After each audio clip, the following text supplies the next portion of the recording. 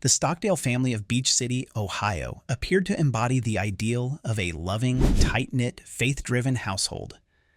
Parents Tim and Kathy Stockdale were deeply religious and believed their four sons, Calvin, Charles, Jacob, and James, should be raised in an environment free from the moral decay they associated with modern society. They uprooted their family to a secluded farm, intending to create a safe haven where their children could grow up steeped in Christian values, far from the influences of television, pop culture, and even peers. Life on the Stockdale farm was anything but conventional. The household ran on a strict set of rules that governed every aspect of the boys' lives. Television, video games, and popular music were forbidden, and social interaction with anyone outside the family was discouraged, if not outright banned. Even dating was off limits, with Kathy fearing that relationships could lead to moral compromises, such as premarital sex or unplanned pregnancies. Education took place within the home, where Kathy designed a curriculum that heavily emphasized biblical teachings over academic subjects like science or history. Chores were central to the boys' lives.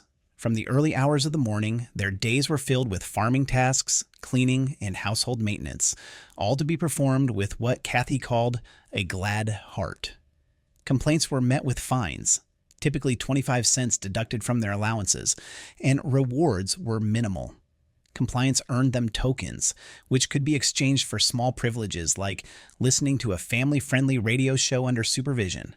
For Kathy, this regimen was about instilling discipline and ensuring her sons grew up with strong moral foundations. However, to outsiders, it painted a picture of a childhood devoid of freedom, spontaneity, and joy. The family's one shared pleasure was music. All four boys displayed remarkable musical talent, and together they formed Asterisk, the Stockdale family band Asterisk. Jacob, the second youngest, stood out as a fiddle prodigy, mastering the instrument by the age of 7 and earning the title of Ohio State Grand Fiddle Champion in 2012. The band, with Tim as its leader, performed bluegrass music at events across Ohio, gaining a modest following and recording several albums. For the boys, music offered a rare outlet for self-expression, though it remained firmly under the control of their parents. In 2008, the family agreed to appear on the reality television show Asterisk Wife Swap Asterisk. The show's premise was simple, yet provocative. Two families with opposing lifestyles would exchange wives or mothers for 2 weeks, often resulting in clashes of values and dramatic confrontations. The Stockdales were paired with the Tonkovich family, a polar opposite household where there were virtually no rules. The Tonkovich children were free to eat fast food, play video games, and live without structure or discipline. The experience was a culture shock for both families. When Lori Tonkovich arrived at the Stockdale farm, she was horrified by the regimented lives of the boys. She broke down in tears upon realizing how restricted their lives were, saying she felt as though they were prisoners in their own home. Determined to show them a different way of life, Lori introduced the boys to cable television and video games, two activities they had never experienced before. While James appeared intrigued by these novelties, Jacob had a deeply emotional reaction.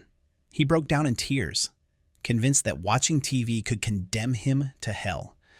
His reaction underscored just how deeply ingrained the family's rules and beliefs were. Despite Lori's best efforts to encourage the boys to embrace a more balanced lifestyle, the family's matriarch, Kathy, remained steadfast in her belief that her methods were superior. She dismissed the entire experience as an affirmation of her strict parenting style and refused to make any changes. The years that followed saw the Stockdale boys begin to grow up and move away. Calvin, the eldest, left to attend Hillsdale College in Michigan, where he later became a teacher. Charles, the second oldest, pursued a medical degree in Philadelphia. Their decisions to settle far from home suggested a deliberate effort to escape the constraints of their upbringing. By 2017, only Jacob, then 26, and James, 21, remained at home. James was studying business at a nearby university and hoped to manage the family band someday. Jacob, despite being an adult, showed no signs of leaving the family farm. His reasons for staying were unclear, whether out of loyalty, fear of the outside world, or a lack of identity forged by years of strict control. On June 15, 2017, tragedy struck. Stark County Police received a 911 call from the Stockdale residence. The call ended abruptly, prompting officers to investigate. When they arrived, they heard a gunshot and rushed inside. What they found was horrifying. Kathy and James lay dead, each killed by shotgun blasts. Jacob was found alive, but critically injured, having turned the gun on himself in an apparent suicide attempt. The evidence left little doubt that Jacob was the perpetrator. He had killed his mother and brother before attempting to take his own life. Yet the question of why he did it loomed large.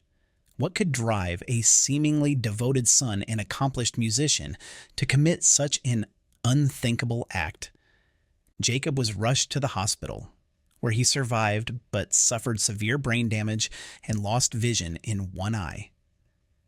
His recovery delayed formal charges, and it wasn't until over a year later, in September 2018, that he was charged with 2 counts of first-degree murder. He pleaded not guilty by reason of insanity and was sent to a mental health facility for evaluation. During his time at the facility, Jacob made 2 escape attempts, further complicating his case. In one instance, he tried hiding behind a stack of books. In another, he attempted to blend in with a group leaving the facility. These attempts raised questions about his mental state, but ultimately failed to convince authorities of his insanity. In 2021, nearly 4 years after the killings, Jacob pleaded guilty to both murders.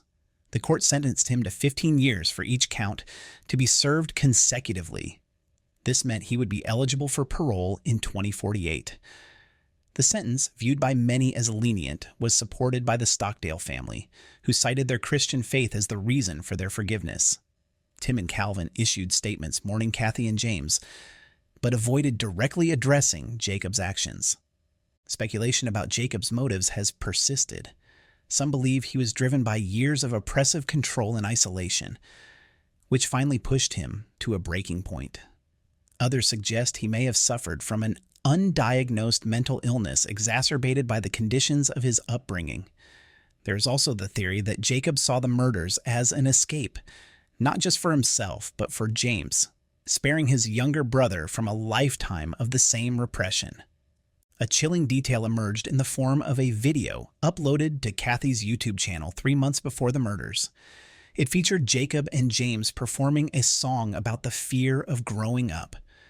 The lyrics expressed a longing for a different path in life, a haunting foreshadowing of the events to come. The Stockdale family massacre remains a grim reminder of the dangers of extreme control and isolation. Behind the veneer of a loving, devout household lay years of repression, despair, and unresolved mental health struggles. While the full truth of Jacob's actions may never be known, the tragedy serves as a cautionary tale about the devastating consequences of a life devoid of freedom, individuality, and emotional support.